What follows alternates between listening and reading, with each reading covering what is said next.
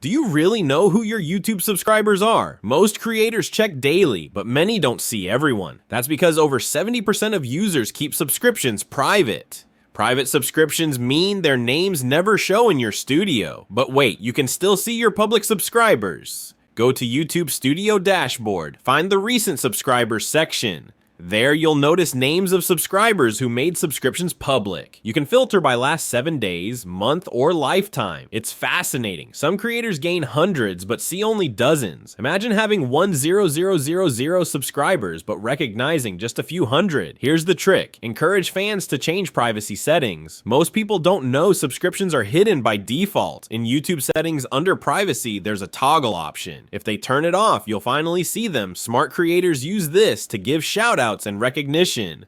Shoutouts boost loyalty. People love hearing their names publicly mentioned. Some channels even offer giveaways for public subscribers only. This creates excitement, engagement, and more visible subscriber names instantly. Remember, visible subscribers help you build stronger personal connections. Analytics still show demographics, but names strengthen community bonding. Want to go deeper? Look at subscriber growth analytics trends. You'll see where they come from: search, suggested, or browse. In fact, search traffic drives 70% of small channel growth. So optimizing keywords helps you gain subscribers consistently every day. When they subscribe publicly, they become visible brand advocates too. YouTube rewards engagement, visibility, and strong community-driven interactions heavily. That's why public subscribers are more valuable than numbers alone. Don't just chase numbers, chase real connections with visible subscribers. Encourage, reward, and recognize those who make subscriptions public today, because seeing your community grow visibly is truly game-changing.